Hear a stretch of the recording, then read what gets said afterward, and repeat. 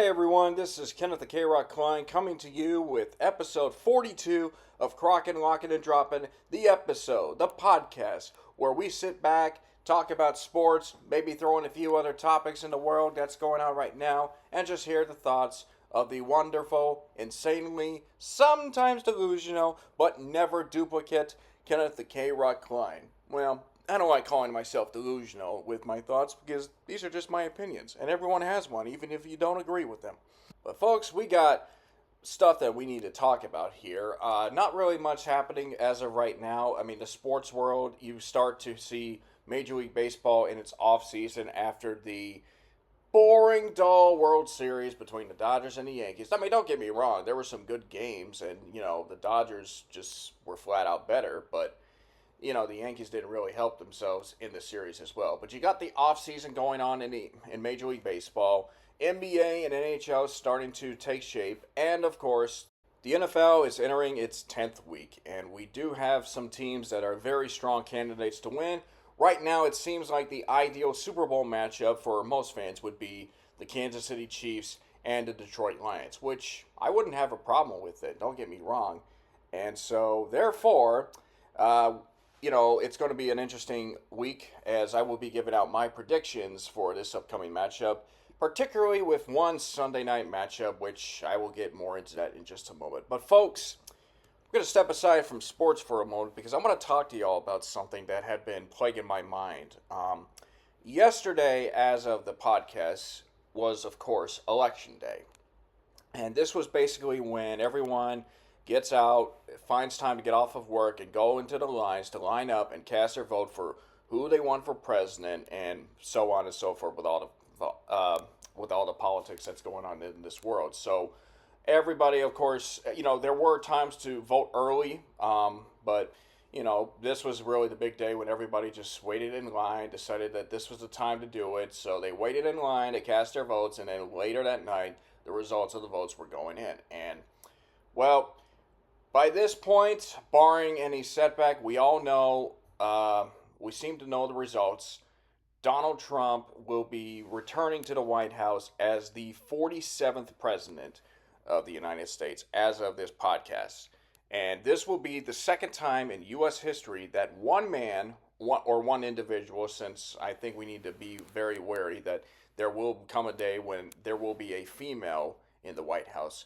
One person has been president of the White House twice, and that, of course, was Grover Cleveland, who was both the 22nd and 24th presidents of the United States. So, in essence, even though this will be the 47th president in the United States, there's only been 45 men in the White House to this point. But one of these days, we're going to have a female White House president as well. And, it is kind of shocking in a sense, but I mean, I try not to get too involved in politics and everything because it's just not really my strong suit. But I'm going into all the details, trying to figure out what exactly happened, like what went wrong for Kamala Harris, because it seemed like she was really getting herself, like she was setting herself up to be, the president of the United States at this point. And, after what happened with, in 2016, and then, of course, 2020 with Joe Biden in a way,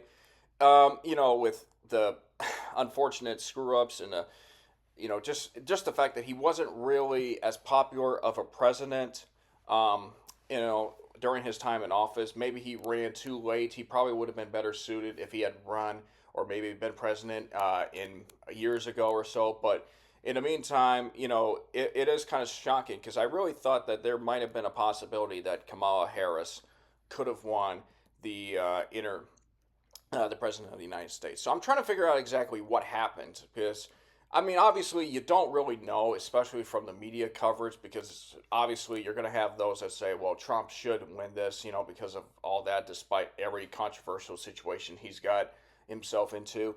And then, of course, there's those that are going to say, well, it's going to be Kamala Harris because they don't want Trump in the office. You're either voting for Harris because you want her to be president, or you're voting for her because you don't want Trump to be president. That's just kind of the way I looked at it from all the political side of things as well. But I'm trying to get into everything that happened. And judging from what I read from what I'm reading about this, it just seemed like Kamala Harris was not doing anything to separate herself from, President Biden. Like, what was she doing? Like, how would she separate herself from President Biden? Because the last 4 years of, the 4 years of Biden, they just weren't as efficient. They weren't what people wanted. And Biden, of course, decided that he was not going to run for reelection, which kind of, kind of made sense in a way, but it just seemed like, Kamala Harris was now given the opportunity to run, but she didn't do, enough to kind of separate herself. Because I know she was on ABC's The View, and I didn't watch that show. I don't really watch that show a lot, but it just seemed like it was an opportunity for her to introduce herself to those that probably don't know her story or don't know her that well, or maybe have those follow her, trying to, let everyone know, hey, why should you be president of the United States?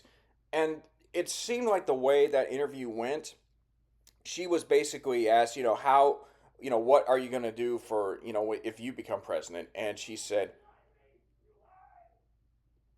sorry about that, noisy neighbor.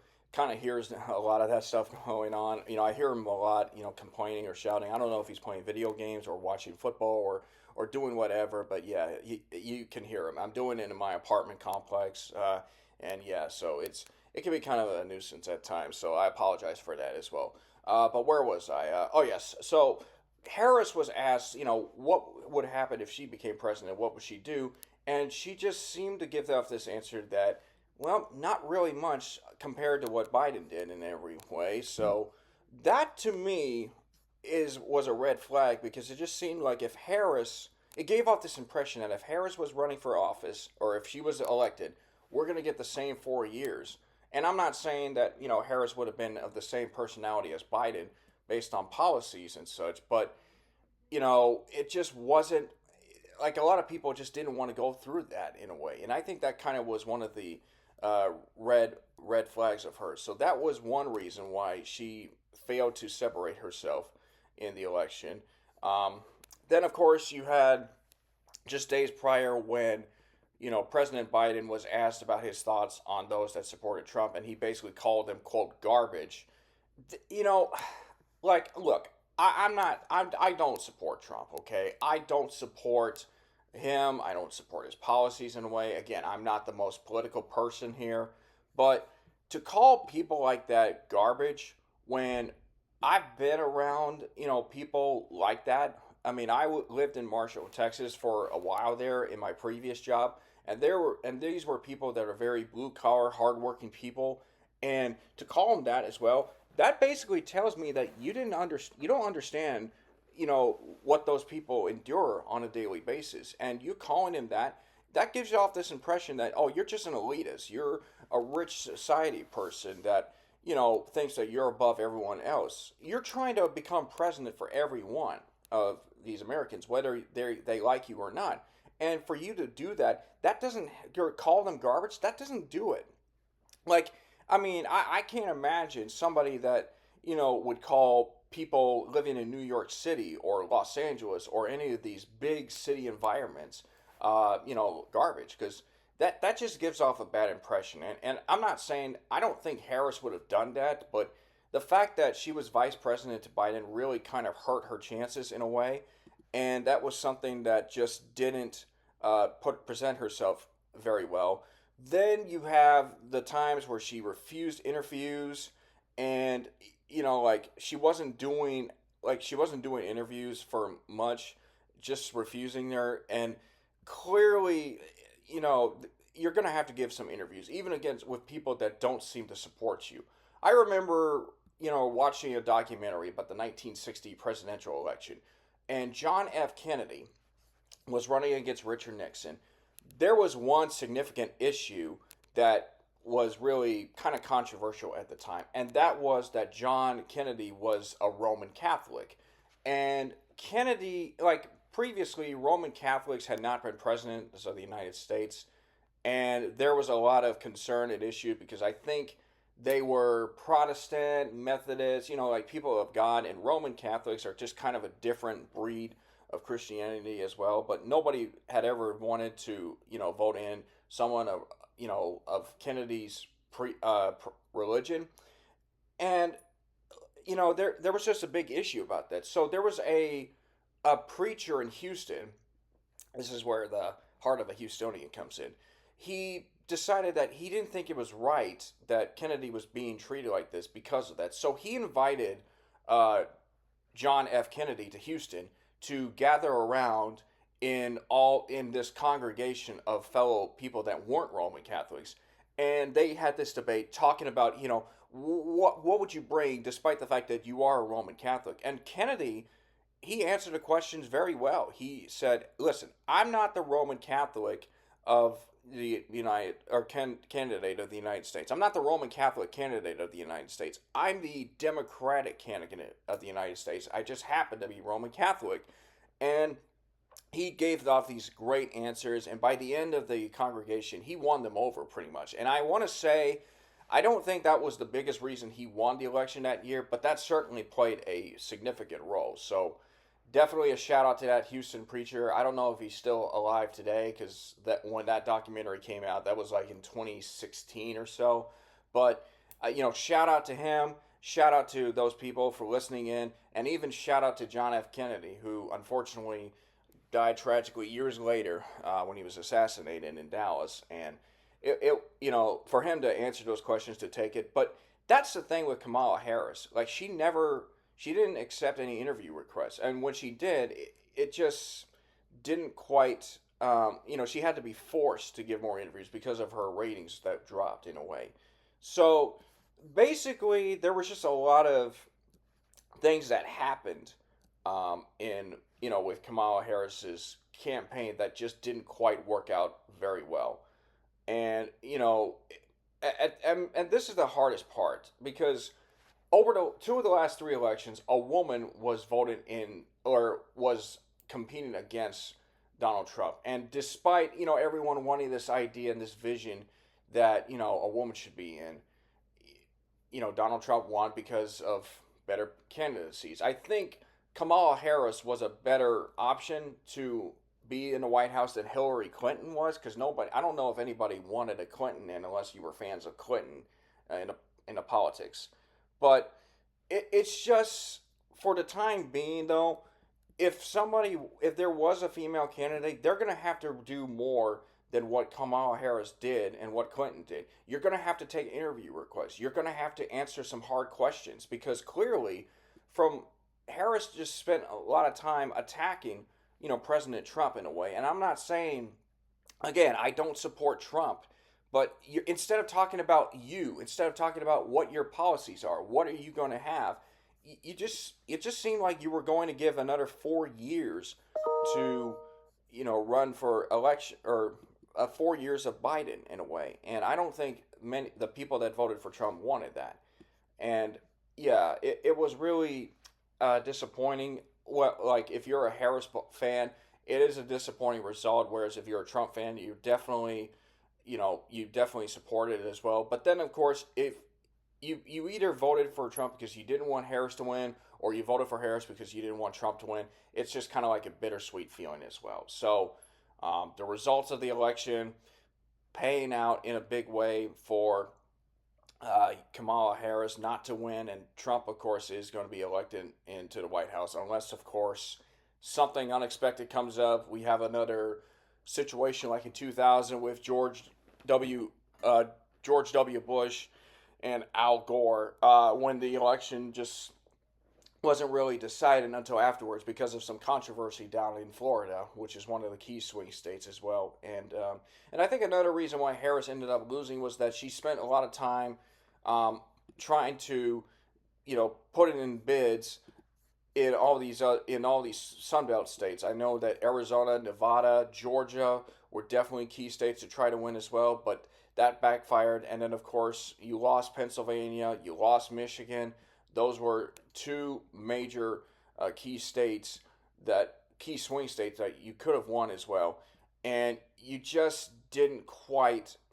weren't able to get those. And once you lost the states, you just never were able to, come back from that as well. So a surprising result because it just it was completely surprising in a way for a lot of people. But yeah, I definitely thought that there was a possibility that Harris was going to win, and I mean, I was kind of preparing myself for a female president to be elected as well. But I got to be real honest with y'all.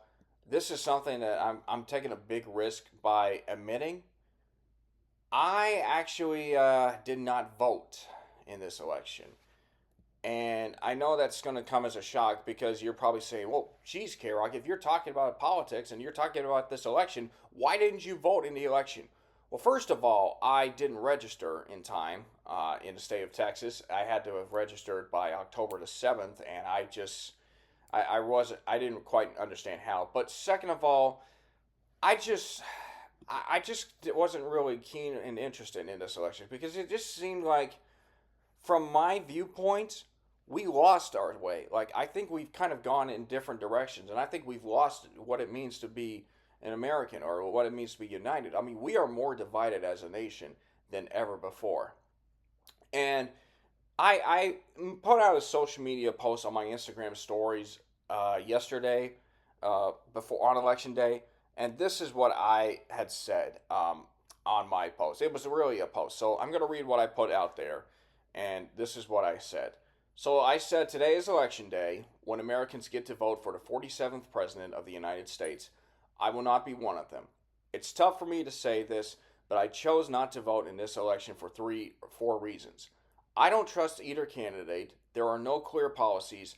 Everyone says the next 4 years will be messy when 3 years later it's the same thing. Promises aren't kept, and people who do vote end up looking bad when the person they choose doesn't fulfill their wishes.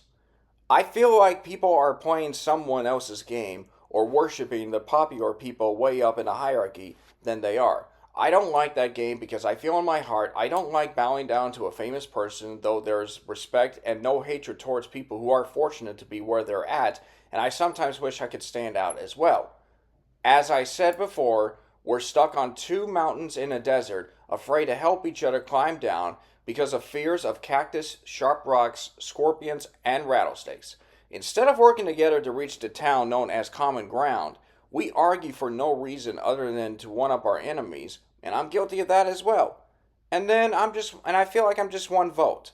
My vote would not be the reason the person I pick wins or loses the election. It's not like I'm Kevin Costner in the movie Swing Vote who has to cast a sole vote for either Kelsey Grammer or Dennis Hopper to break the tie. I have more important issues to worry about in my life instead of who I feel deserves to sit in the White House. I feel we shouldn't have a president unless we get candidates who are serious about wanting to help our nation heal instead of 2 people who simply attack each other because of a major and cause a major divide. It's like choosing between the Yankees and the Dodgers because you become a bandwagon fan. It's like choosing whether social media influencers will be better people over those who work 9 to 5 jobs because they make more money by simply posting content about silly things to make themselves famous. Why can't we just have a common united event like running the New York City Marathon with people who have different beliefs, or enjoying our partner's singing career, or celebrating becoming a parent?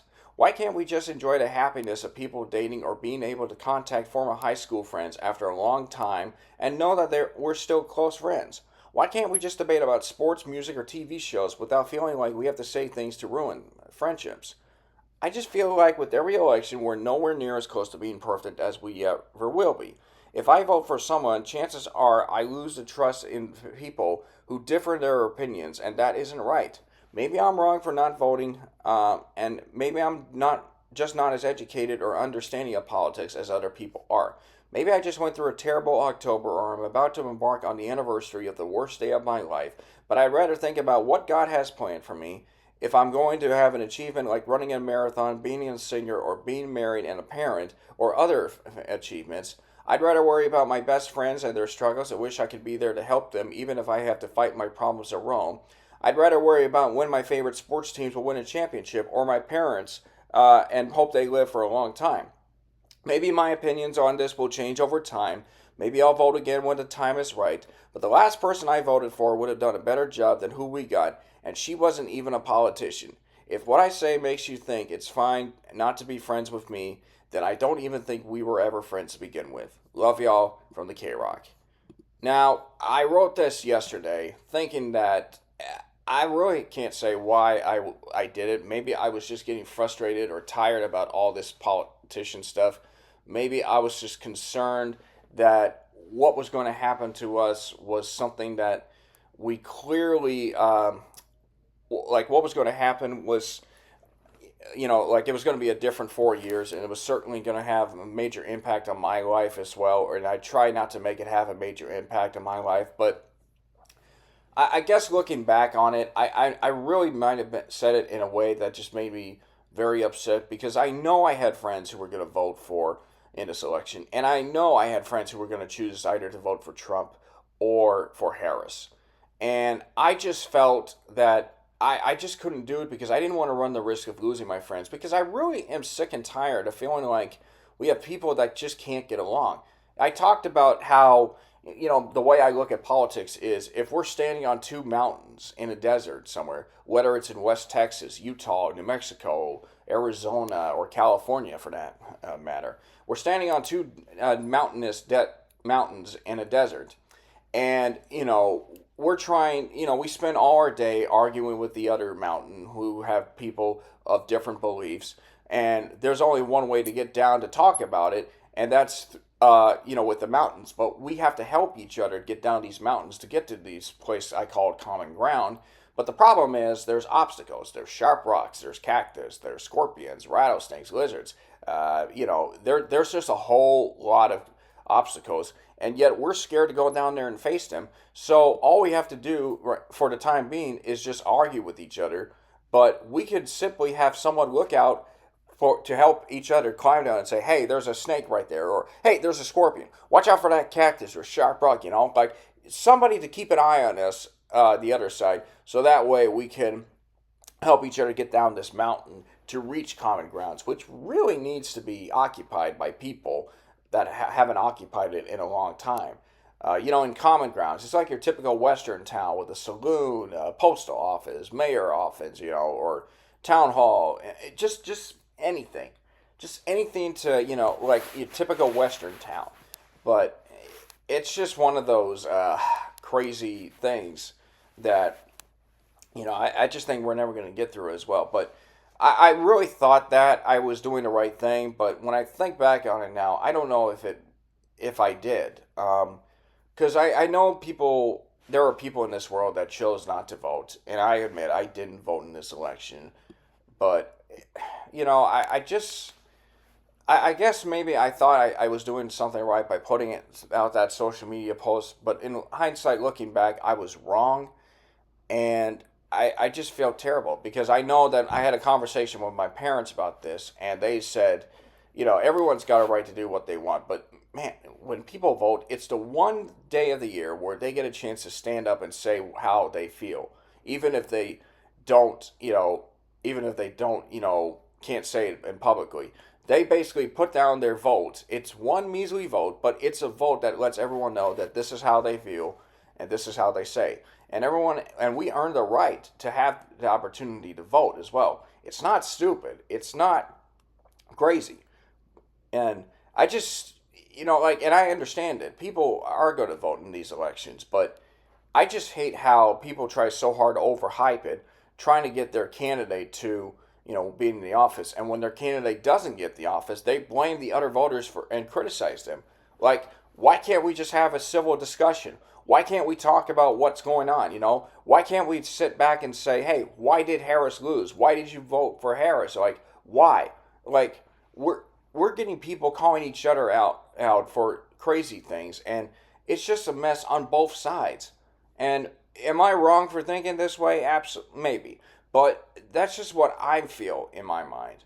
And, I sit here trying to figure out, like, why can't we just have like a civil discussion? Like, we've gone off the rails some point. I just don't know, how we're going to be able to get back on track. Because I worry that we're entering a new era of how people, look at this country. Like, there's always that moment, that one historical moment that changes everything. in society. That's a world changing event. 9/11, Pearl Harbor, JFK, everything that happens in this world. The COVID-19 stuff was a world changing event. And, it's really hard for me to discuss this because I know that there's people that are going to be listening to this. They're either going to be confused, they're either going to be upset and angry with me, and then there's those that are probably going to agree with what I say, even if I may not always be clear on what it is that I'm trying to point out. My thing is, we overhype this. We overhype this to where, hey, you either have to vote this person or else. It's almost like people are taking a mafia approach. Hey, if you don't vote this person, something bad's going to happen to you in a way. And that's just not right. I mean, this is not the mafia, okay? I mean, there's probably people that still are, running the mafia nowadays, but this is not right. This is not how we look at it. Be looking at this. We shouldn't be looking at this election or these elections as if you vote for our person or you're in trouble. I just feel like everybody's trying to play a game of trying to worship either one person. And look, there's people that are diehard politicians, and it runs in their family, it runs their life. And I don't think it should, but I mean, look, it's great that you're into politics and everything, but don't let it control your life. Don't get up in the morning and say, okay, what should I have for breakfast? Well, let's see what this candidate has for breakfast, and then you look up and say, okay, I should go out and get this breakfast and all that. It's I mean, it sounds crazy, with me talking about this and expressing my viewpoints on politics, since ideally speaking, this is not a political channel. Like, I'm not CNN, I'm not MSNBC, I'm not, I'm not one of those political channels. I'm certainly not Fox News. Let's just put it that way. It just doesn't make a whole lot of sense. And I know most people are not going to like this, and I apologize if you will, but I really, really just thought I needed to get my thoughts across, because I just felt with yesterday, as of this recording, it was just making me upset. Upset that, we've gotten to this point. Upset that I felt like I was being forced to vote, and I chose not to. But I sometimes wonder if I made the right choice by not voting as well. I'll say this though, I'm not happy that Ted Cruz is back in the office, and like, he's a Houstonian, and that's what I really hate about the guy, because I feel like a guy like him maybe should be from another city like Dallas or Austin, or, again, I'm not saying they're bad cities here, okay? It's just, his perception, the fact that he's from Houston really makes me so angry and upset just to say with him, Like, the guy basically doesn't do anything when there was that big freeze down in Texas in 2021, and instead of helping out, he's out in Cancun enjoying himself. Like, who does that? What candidate does that? Then you see him in all these sporting events thinking, oh, he's a good luck charm. Hey, Texas, well, he was there. You can blame him for losing that game at one time. Oh, don't worry, Strohs. I know you lost a couple years ago, but he was there. He should be banned from all the sporting events because he kind of presents bad luck. So, I mean, I know that's a joke, but that's just kind of the way I look at it. And I mean, there's a lot of things wrong with that guy, and my goal now is to try to be a better citizen from Houston than he is, and that's what I hope to do, eventually. But I really was hoping that Colin Allred would get the nod, because it would have been nice to see someone else, someone that went to Baylor, actually become part of that. And I just thought that it would be really nice just to see different states in there in Texas as well. But yeah. That's the result that I'm not too happy about. As far as this election, it is what it is. I mean, I know people are not going to like it, and then there are people that are going to like it no matter how you look at it. So, at the end of the day, it is what it is. We have our 47th president for the time being, and we'll just have to see what happens in the next 4 years. Now, am I probably going to vote in the next election? Maybe. Maybe not, but we'll just have to wait and see. I think I just I just wasn't too happy, or I just didn't see a real point in voting. But I guess from my perspective, I definitely know I need to get my opinions on people that vote in the election, in these elections, changed in a way. And I'm not saying they're wrong for voting. I just felt like they were playing a game that, they're trying to be part of the good side. It's like being a bandwagon fan, and I just didn't like that. But I realize now that that wasn't the case. So to anyone that heard about this, I apologize if I took a shot at you, and I'm really sorry. I know I wasn't trying to, but it's just kind of the way I feel at this stage. So I apologize for that, and yeah, I definitely need to better myself to try to get a better understanding of these elections, so that way when the time comes for me to vote, I'll be ready to vote again. So anyway, with that being said, we are going to be moving on, and up next we're going to be talking about my Week 10 predictions in the NFL. So stay tuned, folks. We'll be right back.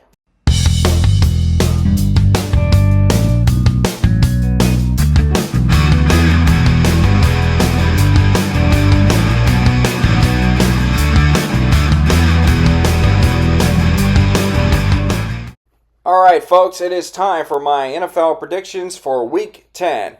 Last week, I went 13-2, another strong week for me. So my overall record is 94-44. There were only 15 games last week, so yeah, 94-44 is my record. I'm 6 wins away from 100. Hopefully, I get those 6 wins in this week. So now, this week there are 14 games. 4 teams are not playing: the Cleveland Browns, the Green Bay Packers, the Las Vegas Raiders, and the Seattle Seahawks. So whichever team you're rooting for, definitely going to be a long couple weeks. So bear with me. I mean, I've yet to have that happen, so we'll see what takes place. But anyways, first up, we have the Cincinnati Bengals and the Baltimore Ravens. That's going to be a big matchup. Now, right now, the Ravens are a half game back of the Pittsburgh Steelers in the AFC North, while the Bengals are coming off a victory, which Joe Burrow had 5 touchdown passes. So Cincinnati is 4-5, Baltimore is 6-3.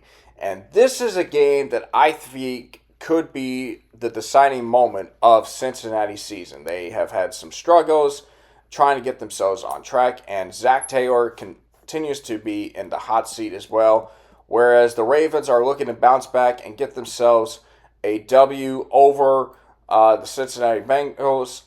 The Ravens, of course, have won their last game, but they're 6-3, trying to get themselves on top of the AFC North against a real surprising Pittsburgh Steelers team. So that should be a real tough matchup. Those games in the AFC North are very tough.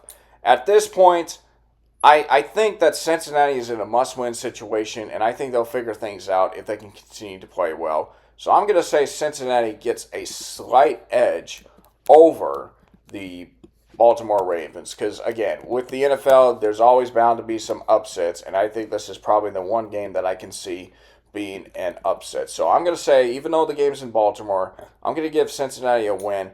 Hopefully they deliver on my promise as well. Moving on now to the Giants and the Panthers in Germany, Deutschland. Yes, this is going to be a very interesting game. You got 2 teams, both with a record of 2-7. But man, I'll tell you what. Hey, by the way, what does 2 plus 7 equal? 9! Yeah, maybe a bad joke right there and there. Anyway, the Giants and the Panthers. Panthers are looking to continue the momentum after picking up a big win against the New Orleans Saints last week. And then, of course, Bryce Young looking to try to turn things around in his career. But I'm not sure if I can see Carolina doing that against the Giants. I know that the Giants have their own issues for that matter, considering with Daniel Jones at the quarterback position. But this is going to be a weird kind of a game. But I wouldn't be surprised if we have a not-so-great game between the two sides.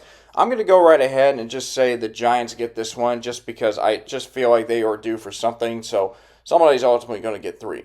Now, we move ahead to the New England Patriots against the Chicago Bears. I was going to say Carolina Panthers again, but I was like, wait a minute, we already talked about the Panthers as well. So anyway, this is going to be a real big matchup because you got Drake May and Caleb Williams. Now, Chicago hasn't quite been as efficient as they have been lately up to this point. I mean, yeah, Caleb Williams, he threw for 217 passing yards in the game against Arizona, but no touchdowns, no interceptions. In fact, he hasn't had a touchdown pass in his last couple of games. So he's definitely not been quite living up to the height at this moment. I mean, it's really been more about inconsistency, if you will. So I do think this is going to be a very interesting game.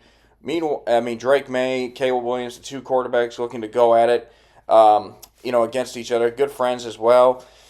Yeah, it's a toss up one. I mean, both teams are just trying to find a way to get themselves, some momentum going here. I mean, the Patriots are sitting at 2-7, while the Chicago Bears are currently sitting at 4-4. So it's going to be a bit of a toss up game. My gut feeling tells me that I think the Patriots are probably just going to have a little bit enough to knock off the Bears. So we'll see what happens there. Tampa Bay and San Francisco. Now, here's the thing. The Buccaneers, in the game against Kansas City, there was that talk about maybe the Buccaneers should have gone for 2 points against Kansas City because, of course, Patrick Mahomes has been clutch all throughout overtime sessions as well. But I'm one of those guys that thinks, okay, if you go for 2 and you don't get it, you're going to be criticized either way, or take your chances in overtime. But I mean, I just think maybe the Buccaneers could have overthought things as well. But it was a close game. Kansas City won that game, and now the Buccaneers look to turn things around with their matchup against the San Francisco 49ers. And to tell you the truth, I mean, the 49ers, injury concerns, there's just been some inconsistent play. I mean, there's nothing really. The NFC West is a mess of a division right now. You're used to seeing the 49ers on top with the Rams probably second, but right now, look at this. This is a mess. Cardinals are 5-4, Rams are 4-4, 49ers 4-4, and the Seahawks are 4-5. So it is definitely the messiest division out of all the divisions right now.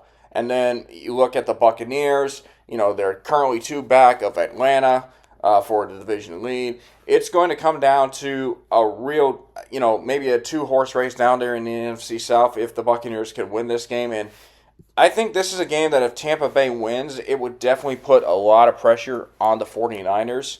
And that whole Super Bowl hangover thing could be a major factor for the 49ers the rest of the season. So I think Tampa Bay will be able to bounce back for this one in this instance. So we'll wait and see for that.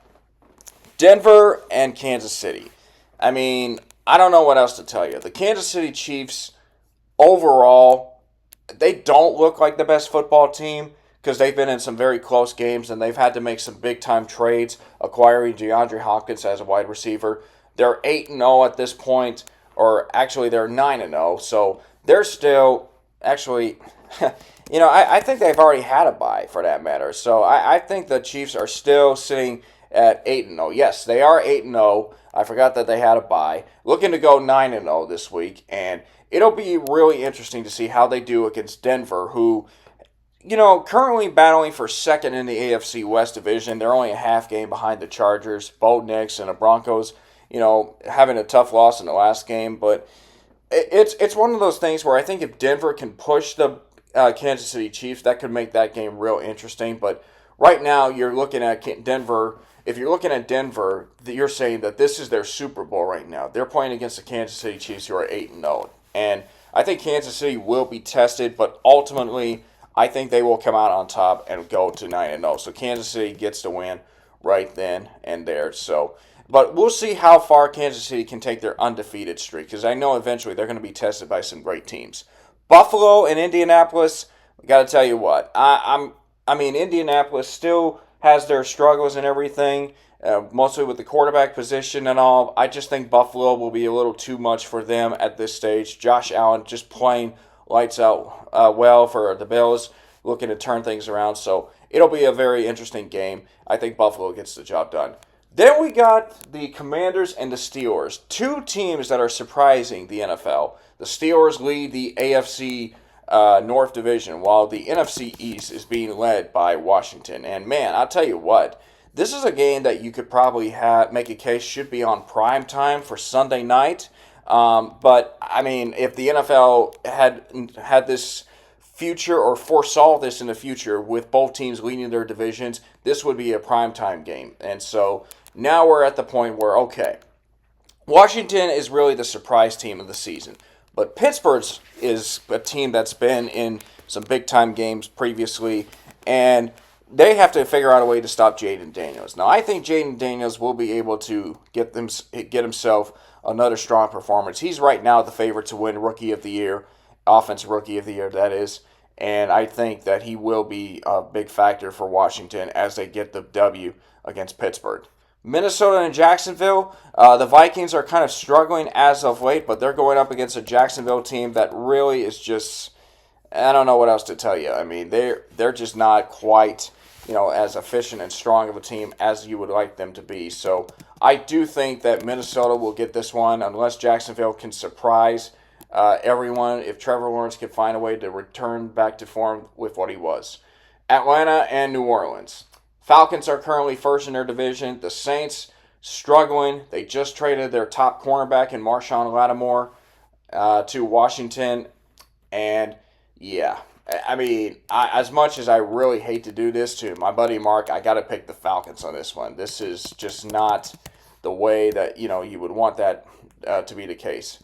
So, therefore, I think Atlanta will win just to keep their division grip in hand. Got the Chargers and the Titans. Now, the Titans, of course, got their second win last week and looking to get themselves back into form, but they got to go up against a Chargers team that is right now 5-2 for second in the AFC South Division. And the AFC is going to be very loaded with a lot of great teams. So it's going to be a real tough matchup to see what happens there. So I think for this particular case, the Chargers will get the win over Tennessee. Jets and the Cardinals. The Jets got a big-time win Thursday night. Now they're looking to go up against an Arizona team. And, I feel like maybe New York was due for a win, but I just don't know if they can find a way to get themselves to continue that momentum. I think Arizona will be able to return the favor and picked up the W to go to 6-4 on this one. But I'll say this.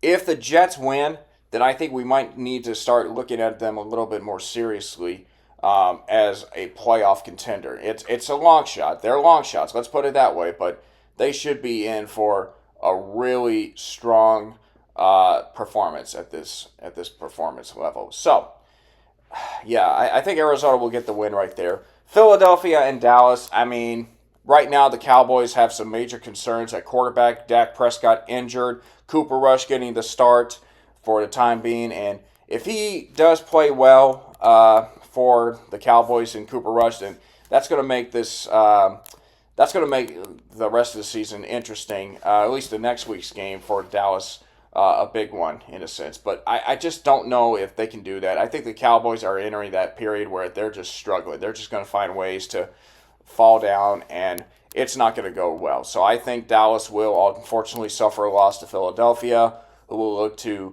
reclaim the NFC East with Washington at the lead at the moment. So there's that. Okay. Now I'm going to pass Detroit and Houston for just a moment. That's a Sunday night game, but I'm going to go right to Miami and the Rams. Miami has lost 3 straight, and they're currently sitting at 2-6, while the Rams, again, are kind of in that tightness of the NFC West Division.